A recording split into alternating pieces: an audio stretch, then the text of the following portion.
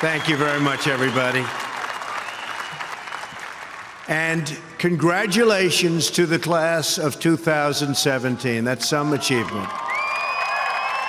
This is your day, and you've earned every minute of it.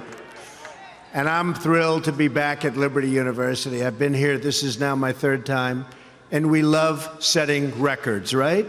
We always set records. We have to set records. We have no choice. It's been a little over a year since I've spoken on your beautiful campus, and so much has changed. Right here, the class of 2017, dressed in cap and gown, graduating to a totally brilliant future. And here I am, standing before you as President of the United States. So I'm guessing there are some people here today who thought that either one of those things, either one, would really require major help from God. Do we agree? And we got it. But here we are celebrating together on this very joyous occasion. And there's no place in the world I'd rather be to give my first commencement address as president than here with my wonderful friends at Liberty University. And I accepted this invitation a long time ago. I said to Jerry that I'd be there. And when I say something, I mean it.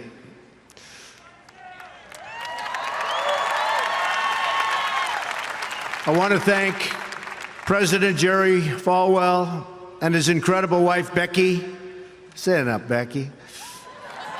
For their kind words, their steadfast support, and their really wonderful friendship.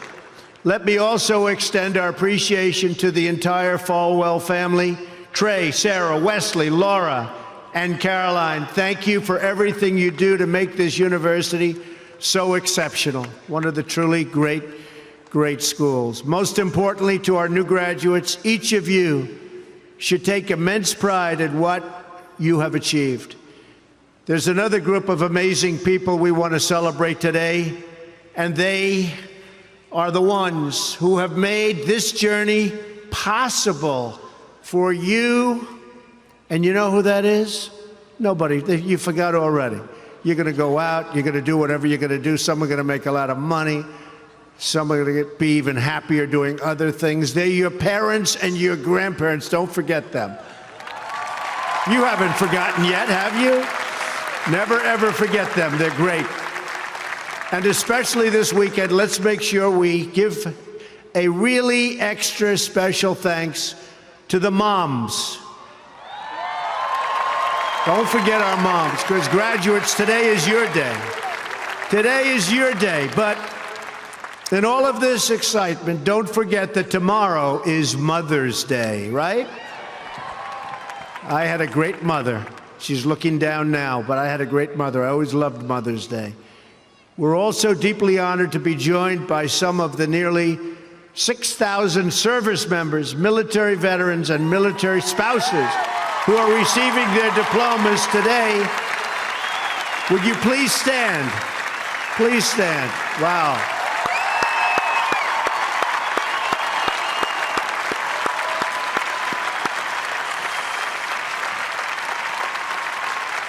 That's great.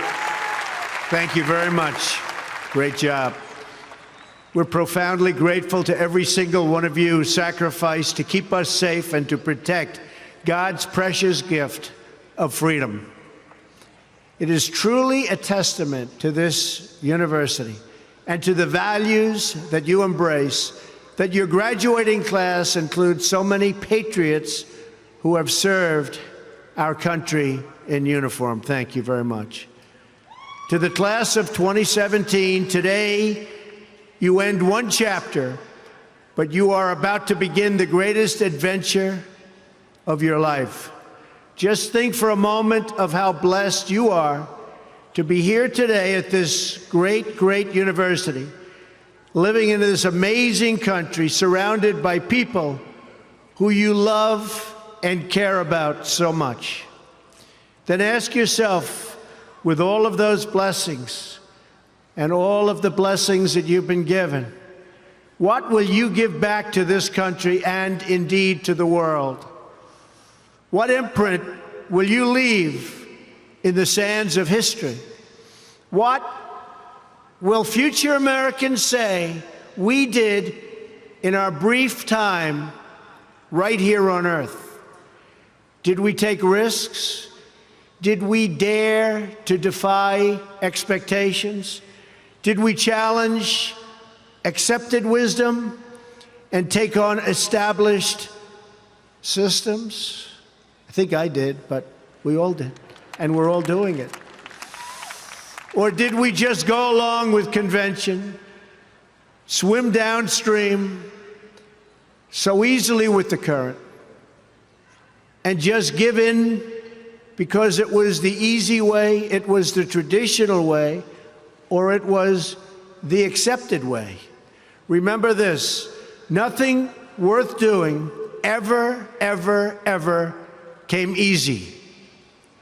Following your convictions means you must be willing to face criticism from those who lack the same courage to do what is right, and they know what is right, but they don't have the courage or the guts or the stamina to take it and to do it. It's called the road less traveled. I know that each of you will be a warrior for the truth, will be a warrior for our country and for your family. I know that each of you will do what is right, not what is the easy way, and that you will be true to yourself and your country and your beliefs. In my short time in Washington, I've seen firsthand how the system is broken. A small group of failed voices who think they know everything and understand everyone want to tell everybody else how to live and what to do and how to think. But you aren't going to let other people tell you what you believe, especially when you know that you're right.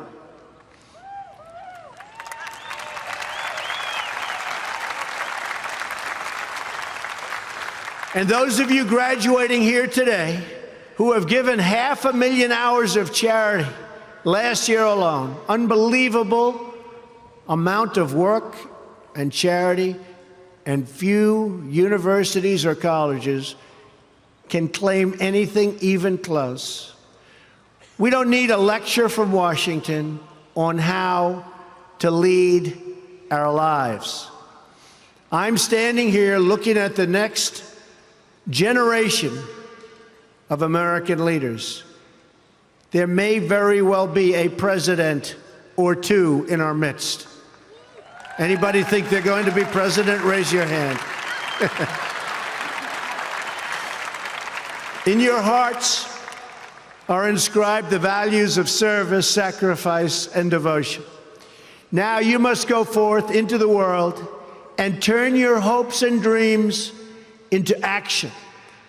America has always been the land of dreams because America is a nation of true believers. When the Pilgrims landed at Plymouth, they prayed.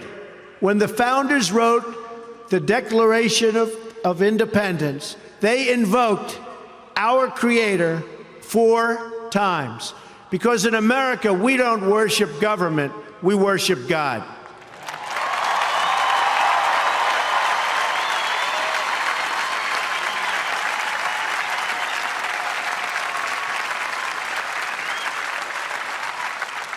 That is why our elected officials put their hands on the Bible and say, "So help me God," as they take the oath of office.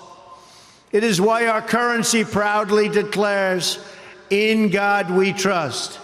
And it's why we proudly proclaim that we are one nation under God every time we say the Pledge of Allegiance.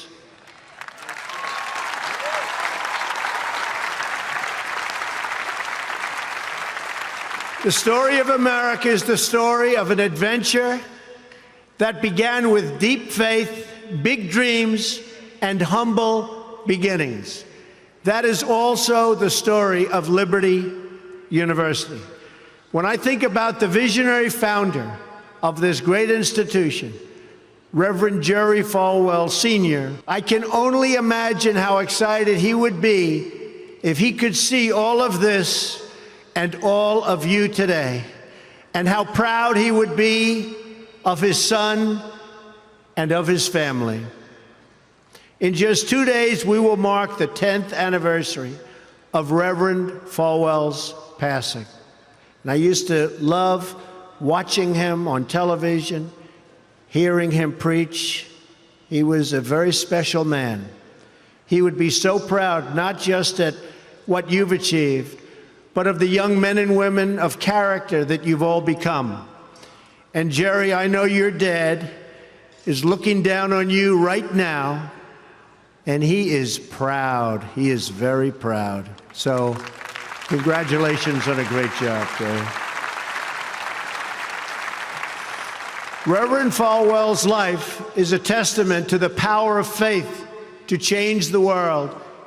The inspiring legacy that we see all around us in this great stadium.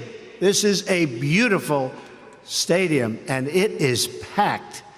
I'm so happy about that. I said, how are you going to fill up a place like that? It is packed, Jerry. In this beautiful campus and in your smiling faces, but it all began with a vision. That vision was of a world-class university for evangelical Christians. And I want to thank you because, boy, did you come out and vote, those of you that are old enough. In other words, your parents. Boy, oh boy, you voted. You voted. No doubt many people told him his vision wasn't possible. And I am sure they continued to say that so long after he started, at the beginning with just 154 students.